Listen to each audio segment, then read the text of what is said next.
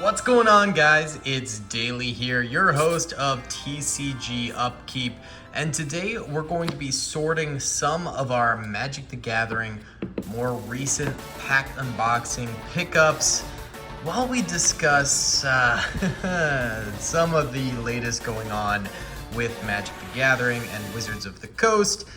And honestly, the fact that I am not super stoked with the future of Magic the Gathering and how things are likely going to be going down very soon. I feel like Magic the Gathering is in some serious trouble.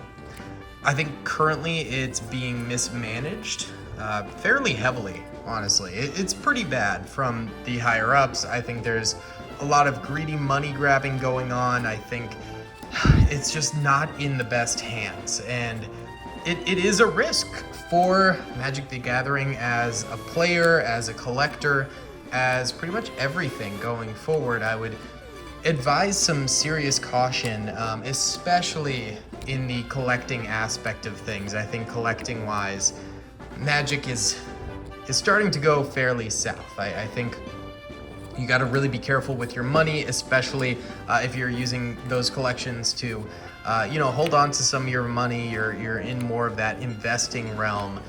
Just be extremely cautious, because currently Magic the Gathering prices are way too high. I'm not talking about the secondary market, although the secondary market has always been somewhat high. I'm talking more or less about MSRP that Wizards of the Coast is putting out there.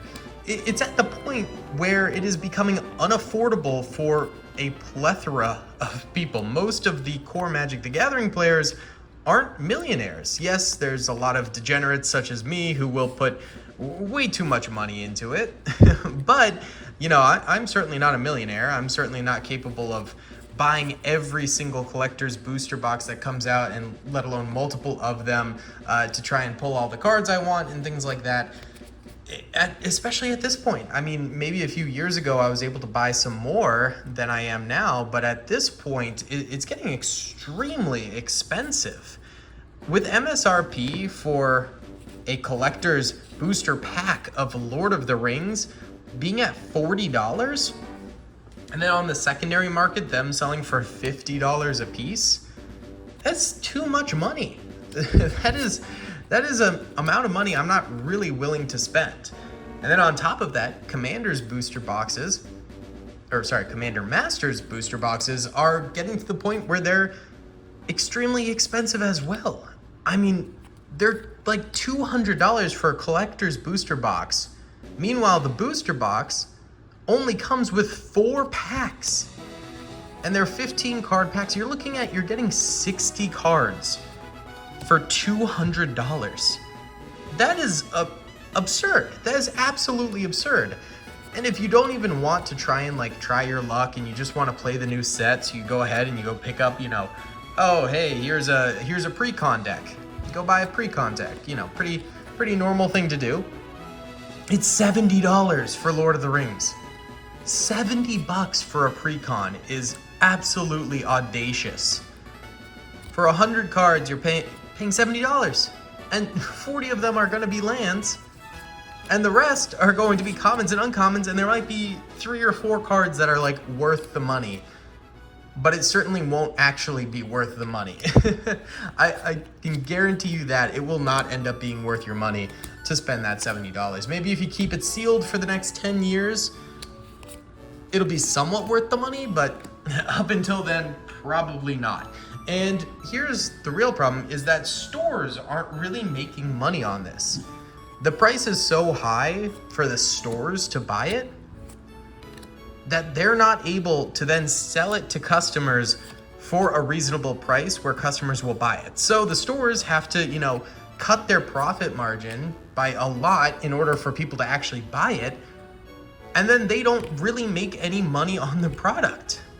Stores are better off making money off of Pokemon, off of Flesh and Blood, off of pretty much everything but Magic the Gathering at this point, because Magic's prices have gone haywire. I mean, Pokemon prices have gone up as well, but not to this extent where it's just feeling like a complete and utter money grab. Like, it's pretty freaking bad, dude. It is very, very bad.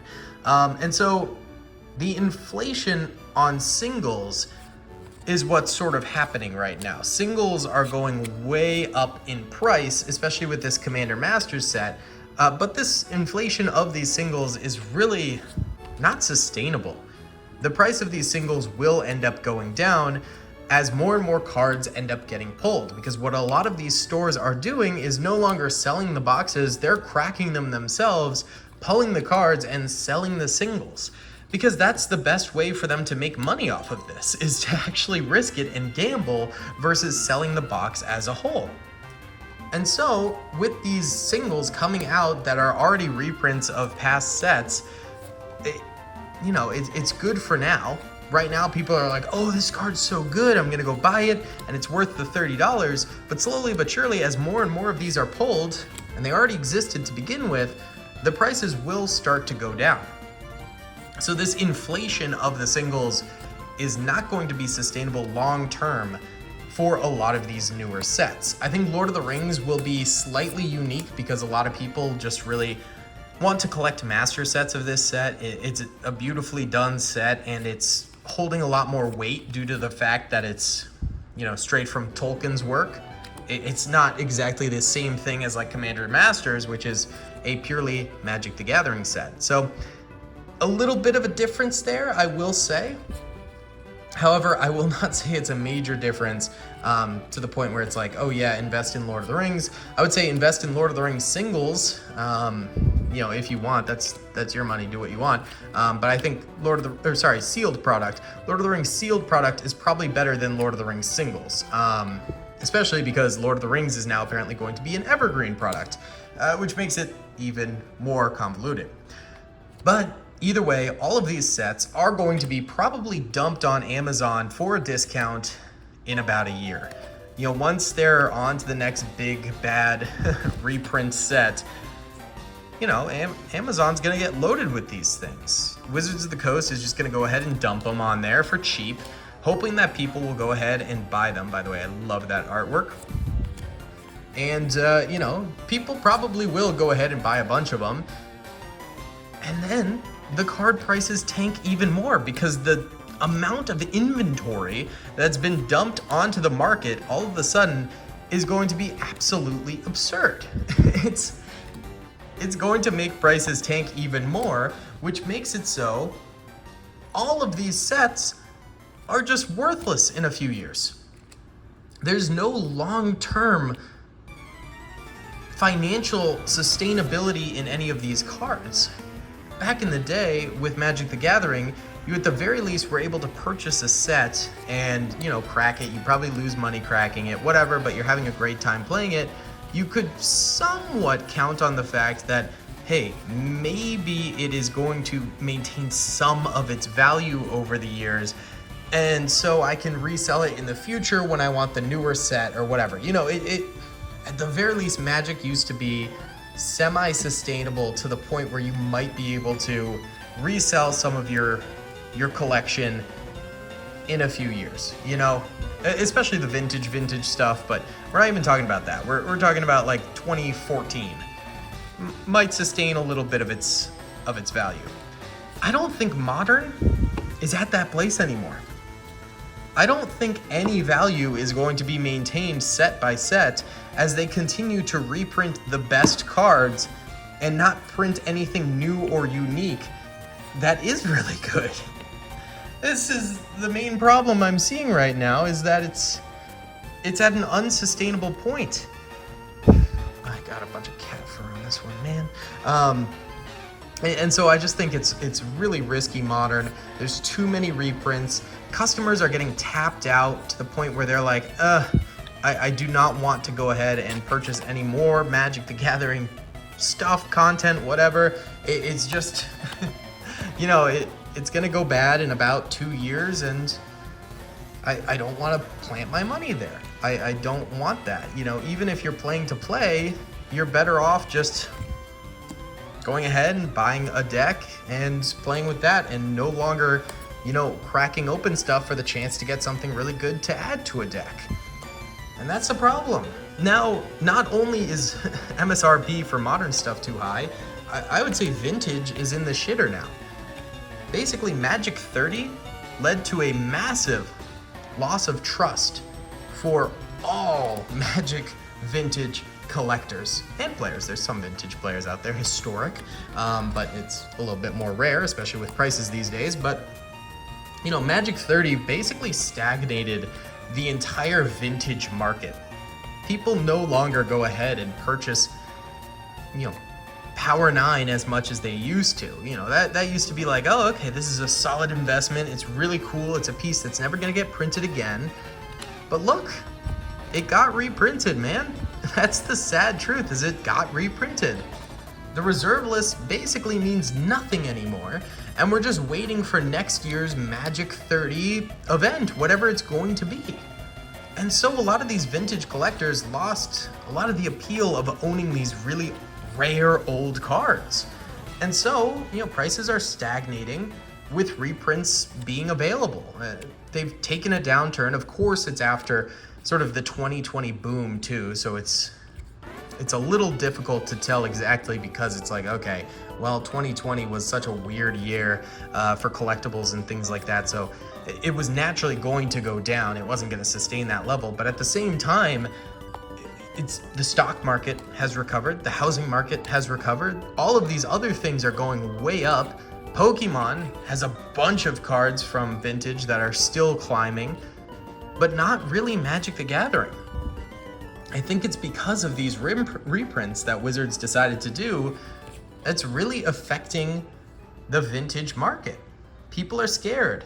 Old heads are leaving. You know, they're like, this is a little bit sus right now. I'm not entirely sure if I want to keep collecting this. I've heard this from multiple different people who are like, oh yeah, I love Magic. I've been collecting forever, and I've been working on, like, you know, my unlimited set for a very long time, and buy piece by piece. But now I'm like, well, is it even worth it at this point to continue to purchase this if it's going to get reprinted and all my money is going to be in the shitter? Like, that's a big discussion to be having. And new people who are interested in vintage, it's too expensive still. Even the new prints of vintage are too expensive. And even modern's too expensive for them. Or they just don't care about vintage. That's another thing, is, you know, Magic hasn't really done anything to make the vintage collectors feel good about collecting vintage. And so, you know, they feel sort of outcasted until, of course, Magic wants their money, so they do MTG 30. And then it's like you're insulting them. You know, there's nothing good happening here. And so it's just causing everyone to kind of flake out of the hobby. We're at a very weird position right now where, you know, Magic is somewhat going downhill, and, you know, modern prices going up, vintage prices are off the charts, and yet not going up anymore and stagnating because of the risk of reprints. Magic is not thriving. It is in trouble. And on top of that, I think a lot of the hype that has been built is purely based around serialization, and that serialized hype of the One Ring or the Dwarven rings or the Elven rings, and I love them. I think that's awesome. But it's not a natural growth for Magic, and I think the rings for Lord of the Rings is the perfect serialized card. It is not going to get better than this. That was the peak. That is the peak of serialized cards for Magic, and it's only going to go downhill from here. Every other set that has serialized that isn't Lord of the Rings has not been that interesting or caused that much buzz, except for Lord of the Rings. So I don't think they could use that gimmick again. Basically, everything is too expensive for everyone, and it's becoming less and less about the game and more about Hasbro making money. It truly is, you know? Can't even get excited about a pull anymore either, because it is just gonna get reprinted as Hasbro wants more money. It's crazy. Either way, guys, thanks for listening to me ramble about how I think Magic Gathering is in somewhat of a weird limbo position where it's definitely in a whole lot of trouble. Let me know your thoughts in the comment section below. I appreciate y'all listening. Be sure to hit that like button, subscribe if you haven't already. I'll see y'all in the next one. Peace. I hope you guys enjoyed that video. Be sure to click that subscribe button for more content and hit the notification bell if you'd like to be alerted to whenever I live stream or upload. Thanks so much.